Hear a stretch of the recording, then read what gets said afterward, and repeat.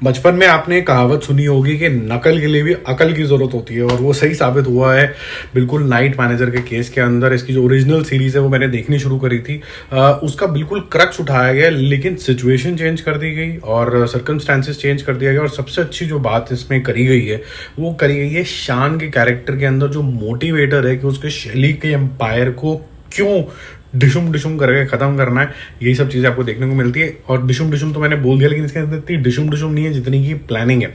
Slow burn है, लेकिन हर एक डायलॉग इस तरीके से लिखा गया है कि आपको ऐसा लगता है कुछ हो रहा है, इनकी बातें इतनी सस्पिशियस सी क्यों है। और स्पेसिफिकली जो शान और जो शैली के पीछे की कॉन्वर्सेशन है वो आपको काफ़ी ज़्यादा इंटरेस्टिंग लगती है। इनफैक्ट कुछ कुछ कॉन्वर्सेशन बिटवीन शान और शैली की गर्लफ्रेंड इसकी भी इंटरेस्टिंग लगती है। और एंड में जो ट्विस्ट है इसके अंदर के कौन एक्चुअली में प्लेयर है वो भी आपको थोड़ा सा अलग सा लगेगा। बहुत सारी कहानियां पैरेलल चल रही हैं। शान के अपने मोटिवेटर हैं, शैली कुछ बड़ा अचीव करने की कोशिश कर रहा है, उधर लिपिका और दानिश जो है उसका अपना एक मिशन है टू टेक डाउन शैली। और उसके बाद फिर गवर्नमेंट मिनिस्ट्रीज के ऊपर जो प्रेशर डालना है वो एक अलग चैप्टर चल रहा है। तो काफ़ी सारी स्टोरीज जो हैं वो धीरे धीरे चल रही हैं।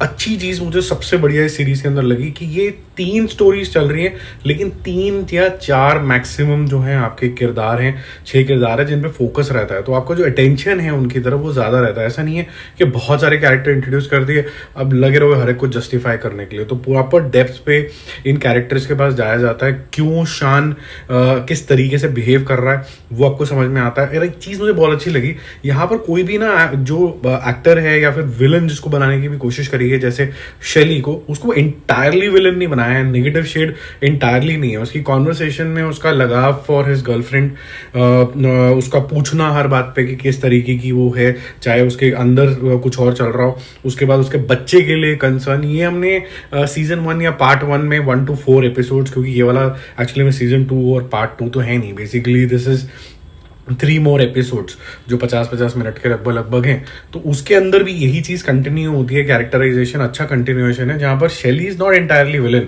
लेकिन एज ऑडियंसेस क्योंकि उसको ऐसा रखा गया है तो हम कंफ्यूज रहते हैं कि ये अनिल कपूर का जो कैरेक्टर है इसके लिए हम लगाव रखें कि नहीं रखें, and we don't want him to go down as yet.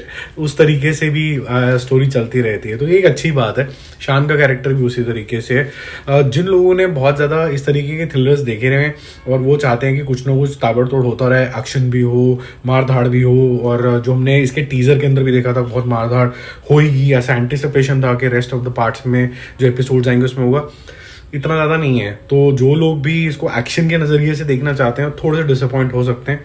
But having said that, story अच्छी है, जिस तरीके से इसका कंक्लूजन है वो भी डिसेंट है। और इतना टाइम देने से आपको ये समझ में आया था कि शायद यही इसका राइटफुल जोन के अंदर इसको रखना चाहिए था। क्या इसके और सीजन बन सकते हैं? बिल्कुल बन सकते हैं। जिस तरीके से इसको कैरेक्टर को डेवलप कर दिया गया है शान के, अभिमन्यु के, तो वो आपको लगेगा कि हाँ अब इसको कैरी फॉरवर्ड किया जा सकता है।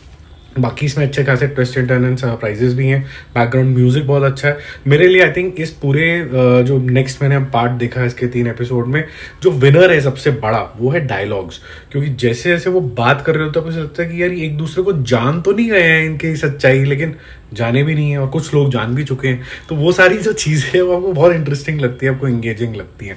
तो मेरा मूवी स्कोर इस पूरे एंटायर सीजन के लिए, एक्चुअली एक ही सीजन कह सकते हैं, पार्ट 1 पार्ट 2 हो गया ये, would be 9 out of 10। It's a very well made series.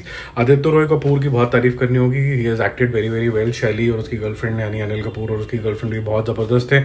Extended cast ने भी, सपोर्टिंग कास्ट ने भी बहुत अच्छा काम किया है। ज़बरदस्ती नेगेटिव पॉइंट ढूंढने का कोई फायदा नहीं, बस उन लोगों के लिए थोड़ी सी अजीब हो सकती है सीरीज जो थोड़ा एक्शन देखना चाहते हैं इस तरीके के थ्रिलर्स के अंदर, वो थोड़ा कम है। जब है तो ठीक है, और बहुत ज़्यादा हाई इंटेंस नहीं है। इसको हीरोइज्म के जोन के अंदर थोड़ा कम लेके गए। जो आपकी कहानी है पुलिस वाली भी, वो भी थोड़ी रीजनेबल रखी गई है, बिल्कुल हीरोइज्म के जोन में नहीं रखी गई है। बाकी जल्दी मिलता हूँ रिव्यूज के साथ। Stay connected, bye bye.